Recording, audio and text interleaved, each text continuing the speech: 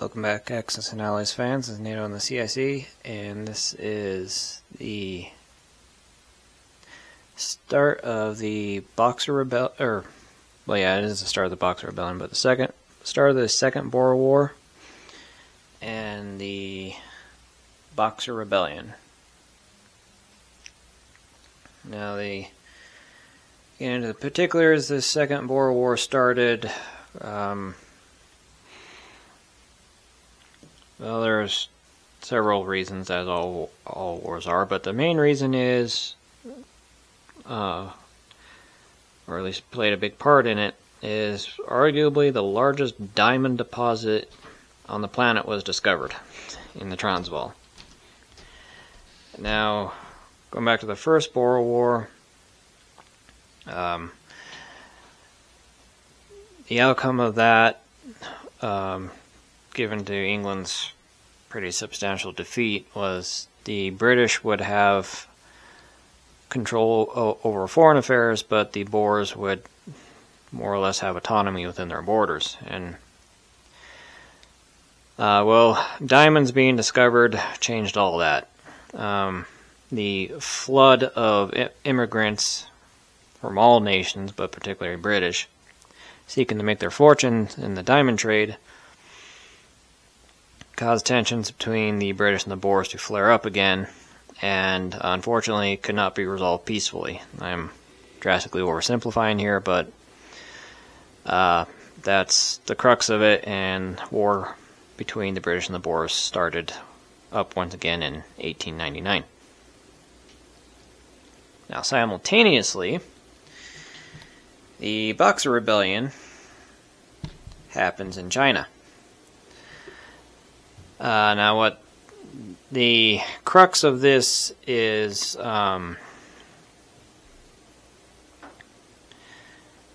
various Chinese entities. This is still the Qing dynasty.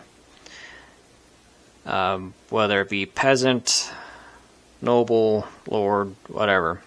Growing group of Chinese people became ever increasingly tired of the foreign influence / control that Western powers had over China. So a group of Chinese who were basically what we would call today martial artists, basically decided that they'd take things into their own hands and forcibly remove all foreign presence from China. And when I say forcibly, I mean murder them. The reason why they're called boxers, not martial artists or whatever, is because in 1899 the term martial arts did not exist. And the closest thing the Western powers had to what these martial artists had was boxers. That was the closest European equivalent. So, hence, the Europeans just called them boxers, hence the Boxer Rebellion. This movement originally started here just south of Beijing, but it quickly moved to Beijing itself, and then mostly northern China, so Manchuria. And so these boxers, they started murdering any foreigner they could find, but it went beyond that. Another thing that they really hated was the Christian influence. So any Chinese Christian converts they found they would murder as well. And then any foreign buildings, particularly churches, they would burn and destroy, and no one knows precisely how many people were murdered, but it's a reasonable guess is it's in the thousands. And So the various European diplomats centered in Beijing started sending word out to Europe that, you know, hey, there's a bunch of crazy Chinese people murdering every foreigner they can get their hands on. Please send us troops, you know, so we don't get murder, death, killed as well.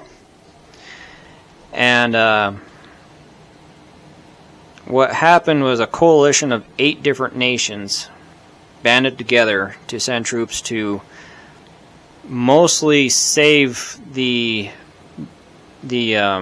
diplomats in Beijing, but then it did grow to putting down this rebellion as a whole, or putting down these Boxers. You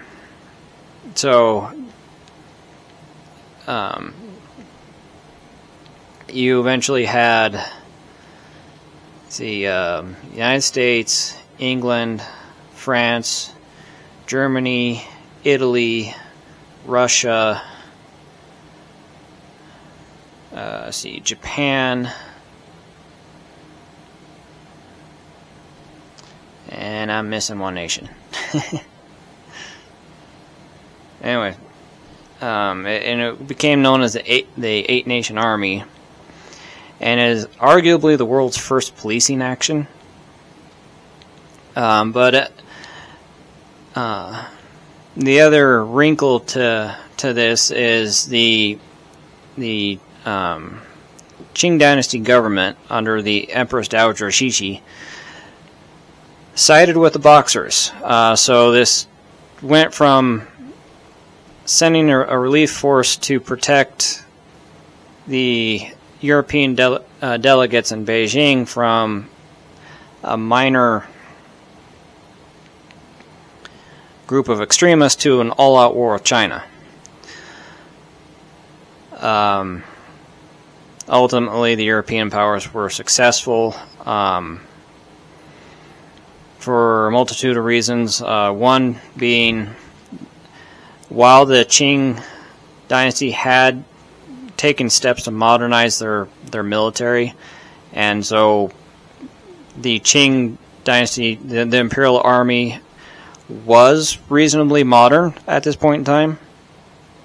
It wasn't unified behind the cause, so when the Dowager Empress ordered the Imperial Army to support the Boxers and attack the European army, it was very hit or miss on which Imperial officers followed the order. Some did, some didn't. So that fractured the Qing Dynasty's ability to coordinate. And that in this, that will be reflected by when it's the Qing Dynasty turn, they have to roll a d6, and however many, whatever the roll result comes up as, is how many units or stacks of units it can move or have taken action to represent that fracturing of Qing Dynasty. The other factor in why the European powers won, other than just their better logistics and technology, is these Boxers had an interesting belief. They would often perform a ritual before battle, and I'm not kidding, they believed that they performed this ritual would make them impervious to bullets. The bullets cannot harm them. And fortunately or unfortunately, depending on which side of the fence you're on, a lot of them found out the hard way that was absolutely not the case. But the consequences, it made the Boxers very reckless when they were attacking, thinking you're impervious to bullets, i.e. invincible.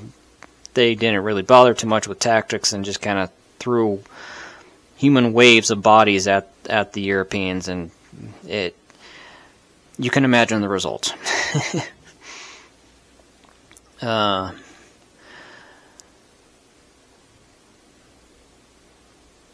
But that's kind of the background behind the Boxer Rebellion. And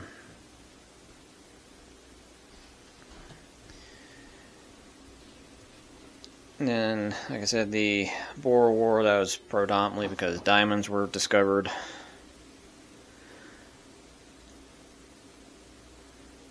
So we'll start throwing some dice and see what the outcome is. See you then. Welcome back, Axis and Allies players. This is NATO in the CIC, and this is the start of the 1900 turn of the Boxer Rebellion and Second Boer War. So started the second turn, and started off the Boers went down and attacked the British in South Africa, and almost took it right out of the gate. They reduced the British down to 1 infantry. The British units that are involved in the Scramble for Africa are separate. They cannot be used in the Boer War. So all this stuff doesn't count.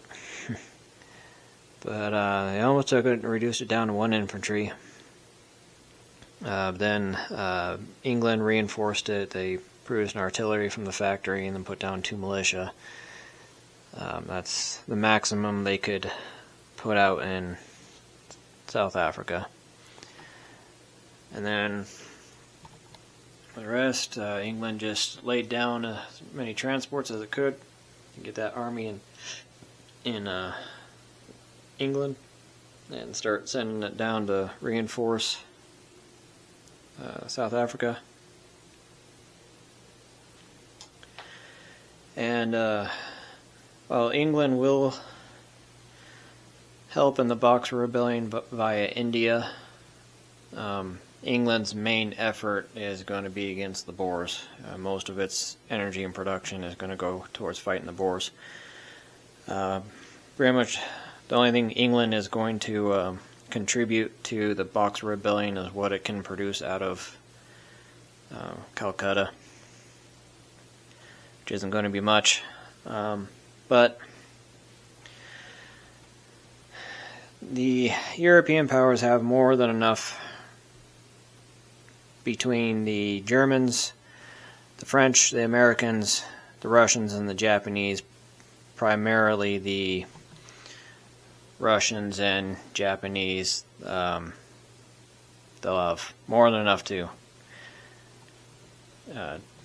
contend with the Boxers. Speaking of the Boxer Rebellion, Russia moved in and attacked northern Manchuria with 3 infantry. Everything missed. And then Russia has just maxed out its rail capacity to send more units to reinforce. France, Germany, America, United States, and Japan all landed in Beijing. That's the coalition army. So like I said, it's got French, German, American, and Japanese. Started off, didn't go so well. The French moved in first, completely missed, and took 1 casualty. Then the Germans moved out of their colony here, attacked, didn't hit anything, took a casualty. So it was looking pretty bad for the 8-nation army. But then the Americans took their forces from the Philippines, came up, landed, got 2 hits off of it, and then Japan came and landed and got a hit themselves, took a loss as well. So reduced Qing dynasty down to 1 infantry in Beijing. So almost took Beijing the first turn.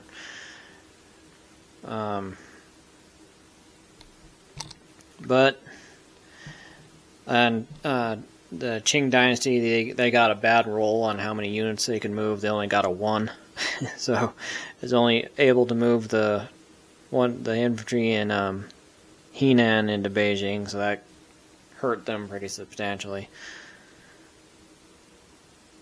In France, moved units from home country. Asked Germany and Russia if they could borrow their rail lines, because that'd be far faster than putting them on transport and sailing them all the way around. So Germany and Russia obviously said yes and allowed France to use its rail lines and ship some units across the Trans-Siberian Railroad to help out Russia and Manchuria. And that's pretty much the conflict so far. So we will come back probably after 2 turns, depending on what happens, and come back with an update then. See you then. Welcome back, Axis and Allies players. This is NATO and the CIC, and we're at the beginning of the 1901 turn of the Boxer Rebellion / Second Boer War. So we'll start with the second. We'll start with the Boers. The tide has turned. In the Boer War, the Boers are now on the defensive. The British have gained enough mass to go on the offensive. Originally, the Boers attacked and they got a poor roll, and they didn't really hit anything. I think they might have got 1 hit. Then they got a really bad recruitment roll, only got 1. And so then the British with the local forces counterattacked and got some pretty significant hits on the Boers. And didn't really sustain too many casualties themselves. And so now the Boers are strictly on the defensive. And then the first wave of British reinforcements from the home island will be able to land this turn, and decent chance of pushing the Boers out of South Africa completely, which is good for the British because they only have three more turns to push the Boers out of South Africa and then go on the offensive and take the Transvaal. They only have 3 turns to do that, so good for the British, bad for the Boers. Now, going over to the Boxer Rebellion, it honestly could go either way at this point, because there's only 2 turns left in this conflict. The Russians managed to take northern Manchuria, the French took western Manchuria, and the Germans took southern Manchuria. So the Boxers only have central and eastern Manchuria and Jilin, however you pronounce that, left. But the coalition army has to take these 3 territories in 2 turns. And they don't really have the overwhelming force to guarantee that yet. The Russians have the largest force in Manchuria by far. So, pretty confident the coalition forces can take the 2 remaining Manchuria territories. It's this Jilin, or Julian, or however you pronounce it. It's this territory far in the south that is the big question, because the only forces that are in range, and like I said, there's only 2 turns left, so the only forces that are in range is this German unit right here, this infantry and artillery, and this American unit. That's the only thing that will be in range in time to go after this. I mean, there is this one Russian infantry, but it'll be attacking at a 1, so the chances of this Russian unit from Port Arthur getting hit is pretty slim. Now in Beijing, this used to be a stack of 6 between the British, Japanese, and Germans. They've been able to whittle it down to 3, but then the Qing has another stack of 3 infantry here. They'll be able to move into Beijing, so I'll be back up to 6.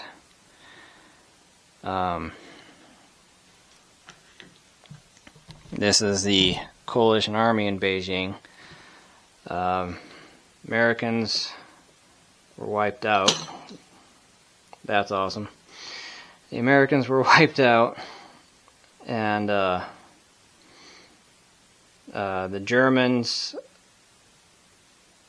were able to bring an infantry on a French transport from its island colonies down here.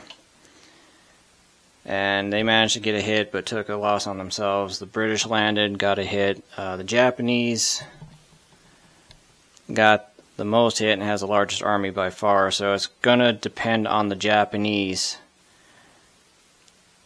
to get the bulk of the hits. They got the largest army, but the last 2 turns, Japan has rolled very poorly in its attacks. Even though it's rolling with 10 plus dice, half of them hitting on a 3 or less on a d6, they've only gotten 1 hit per turn the last 2 turns. So Japan really needs to step it up in these last 2 turns, otherwise this could end in a draw. So I'll probably do 2 more turns. I will fix that and come back with another update on the conflict. Scramble for Africa is still going on. The French are heading for their last territory, the French Somaliland. British are still waiting for the result of the Second Boer War so they can go after Rhodesia. But we'll come back in a couple turns with another update for the Boxer Rebellion and Second Boer War. See you then. Welcome back, Axis and Allies players. This is NATO and the CIC, and this is the beginning of the 1902 turn of the Boxer Rebellion / Second Boer War. And the Boxer Rebellion is over, but we'll get to that after we recap the Second Boer War part of it.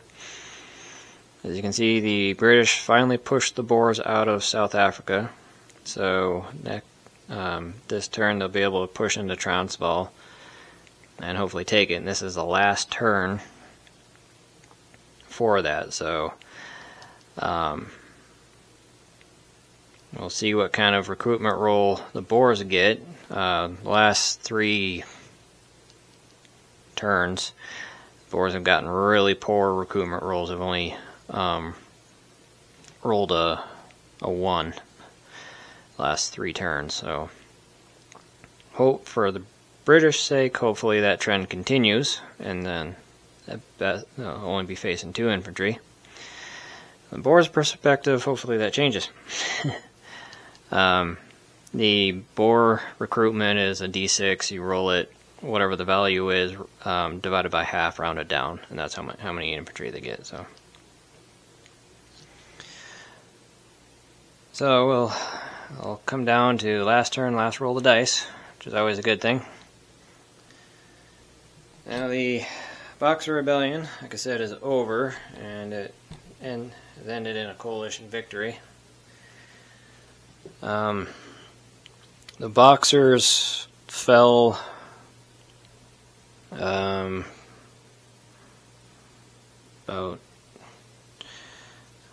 one turn ago. Excuse me. Combination of German, American, French, and Russian just overwhelmed them. Because the Boxers are basically militia that they'll attack and defend out of one. But as you can see, with all the different national roundels sitting in Manchuria, it was very much a coalition effort. But the main action in Beijing, the last round came down to Japan, and they needed 4 hits to take Beijing, and they just barely got it even. And that's the coalition army sitting in Beijing. It's got representation from every nation in it. It's got British, French, German, American, Russian, Japanese, just like it was historically.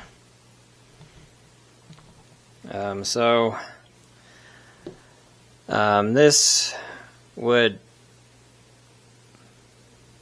pretty much solidify Western control over China until World War I, really.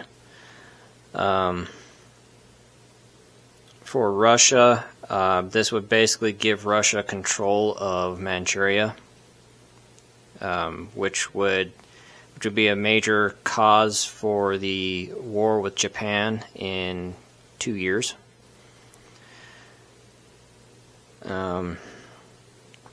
For Japan, it's got soldiers sitting in Beijing, the Chinese capital. Something just even 20 years ago would have been unthinkable for Japan. So this is a huge step forward and accomplishment for Japan. It was rubbing shoulders with the strongest Western powers and came out victorious with them. So this really pushed Japan into seeking equal status with the West. And this victory, in considering that Japan contributed a good portion of the troops to pull this off.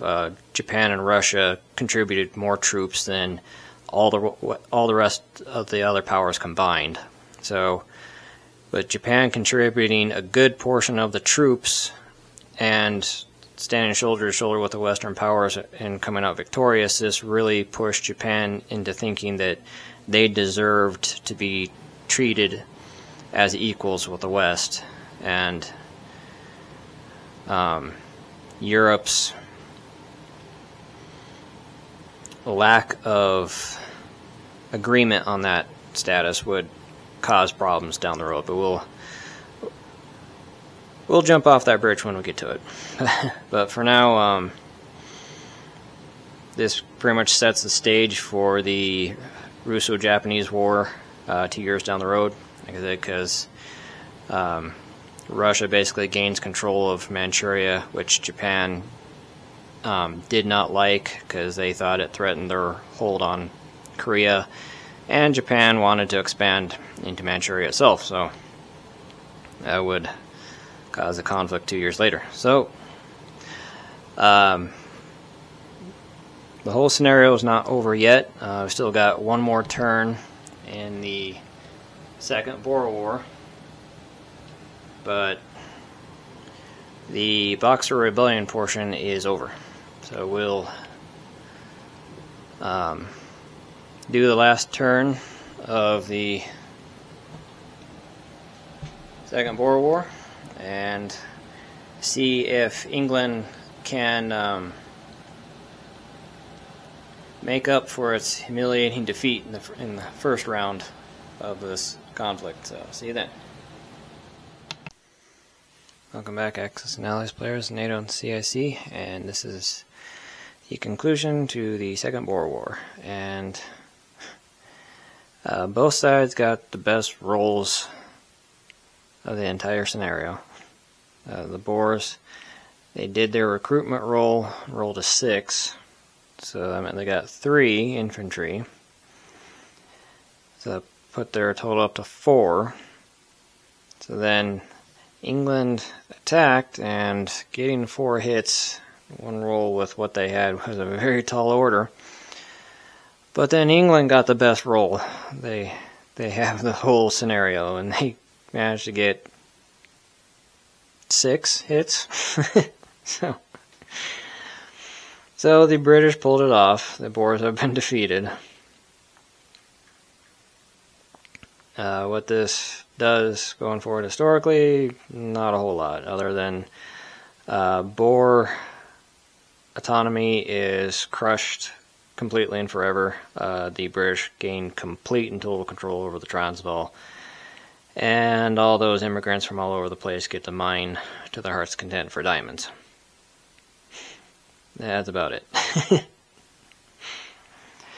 It did justify all the reforms that the British Army went through because of the humiliation from the First Boer War.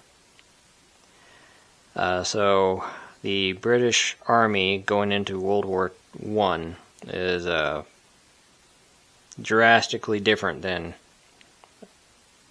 20 years ago. Arguably, the British Army going into World War I, it was arguably the best army in the world. Is a completely professional force, extremely well trained, extremely well equipped. The only thing it didn't have was numbers. It was a completely volunteer force, so they had only numbered around, what was it? I think it only numbered around 60,000, I think, total. So